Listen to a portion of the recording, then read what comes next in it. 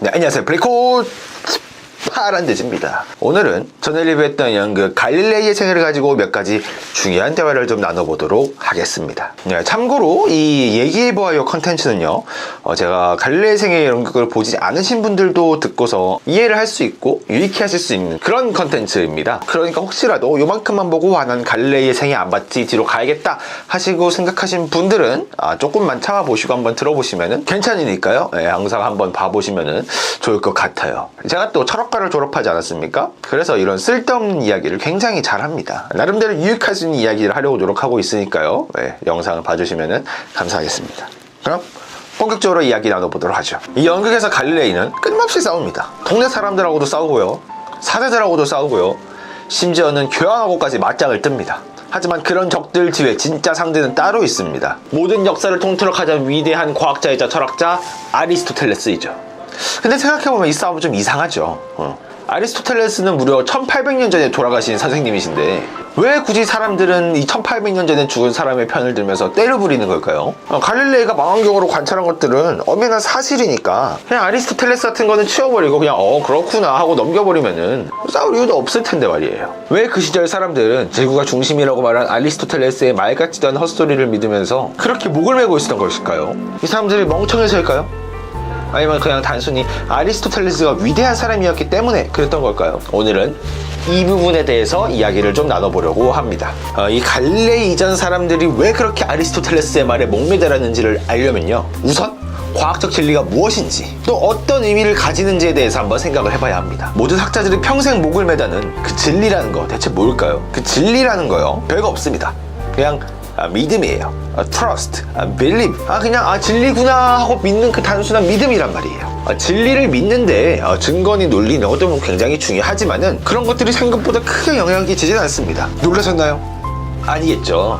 사실 이런 생각은 요 근래 철학에선 진리의 권위가 많이 떨어졌고 그런 인식이 꽤나 널리 퍼졌으니까 크게 놀라실 부분은 없을 거라고 생각을 합니다. 하지만 요건 아닐걸요. 요건 놀라지 마십시오. 그 얘기는 과학적 진리에서도 마찬가지입니다. 아니 그게 무슨 소리요? 아니 파란돼지 양반, 아니 과학적 진리가 고자라니, 과학이 고자라니. 맞습니다. 정확한 특정과 관찰 그리고 수많은 실험으로 오로지 사실만을 말할 것 같았던 과학적 진리도요, 마찬가지로 그저 단순한 믿음이었을 뿐인 것입니다. 그러니까 15세기 이전엔 그전 사람들이 아리스토텔레스를 믿었던 만큼 나은 천동설도 믿었기에 그렇게 똥꼬집을 부린 것입니다. 근데 그런 천동설에다가 플러스 알파를 해가지고 믿음계의 끝판왕인 성경적인 해석까지 덧붙여서 믿어버리니까 그것도 1800년 동안 이게 어디 보통 믿음입니까? 겪어보신 분들은 아시겠지만요, 이런 믿음을 깨는 것은 굉장히 어려운 일입니다. 사실상 불가능에 가까운 일이죠. 이런 믿음을 업계 전문 용어로는 paradigm이라고 합니다. 사실은 F가 아니라 P니까 paradigm이라고 해야겠죠? paradigm은 굳이 제가 설명 안 해도 느낌 팍 오잖아요. 맞아요. 여러분들이 느끼시는 그거예요. 이 과학사에서 paradigm이라는 용어는 토마스 쿤이라는 과학 철학자가 쓴 책 과학혁명의 구조에서 나온 표현인데요, 이 쿤 선생님은 이 책에서 이 패러다임이 바뀌는 것이 즉 과학혁명이다 라고 말씀하셨습니다. 즉 갈릴레이는 아리스토텔레스라는 패러다임을 바뀌기 위해 과학혁명을 일으키려고 했던 것이에요. 갈릴레이는 1800년 동안 이어져온 이 아리스토텔레스라는 패러다임에게 혁명을 일으키기 위해 철저하게 관찰하고 기록하고 계산합니다. 그리고 그것을 토대로 그 누구도 부정할 수 없는 이론을 만들어내죠. 하지만 갈 선생, 당신 너무 안일하게 생각했어. 고작 그 정도로 혁명이 일어날 것 같습니까? 다시 쿤 선생님의 말을 좀 빌리자면요, 쿤 선생님은 과학혁명의 구조라는 책에서 증거나 논리 같은 건 그 패러다임에 위협을 끼칠 수는 있어도 혁명을 일으키지는 못한다고 하였습니다. 혁명이 일어나기 위해서는 그저 한 사람 한 사람의 믿음이 바뀌면서 점점 다수가 그 믿음이 바뀌어지는 방법밖에는 없는 것이죠. 결국 이것을 해결해 주는 것은 시간입니다. 그렇게 절대 무너지지 않을 것 같았던 아리스토텔레스의 패러다임도 시간이 지나면 한 사람 한 사람 믿음을 바뀌게 되면서 결국은 무너지게 되고, 그렇게 갈릴레이가 다시 새로운 패러다임이 되는 것이죠. 그리고 또 뉴턴에 의해 그 패러다임은 무너지고, 그리고 또 그 뉴턴의 패러다임은 나중에 아인슈타인에 의해서 무너지고, 또 그 아인슈타인의 패러다임은 양자역학에 의해서 무너지고 세워지고 계속 그것이 반복되는 그런 것이죠. 장애물이 있다면 두 점 사이의 최단 거리는 곡선이 될 수 있다. 바로 갈릴레이의 생애의 중심 대사 중 하나였죠. 이 대사를 다시 설명하자면요, 패러다임이 존재하는 한 과학혁명으로 가는 최단 거리는 곡선일 수밖에 없다, 이렇게 다시 말할 수 있겠네요.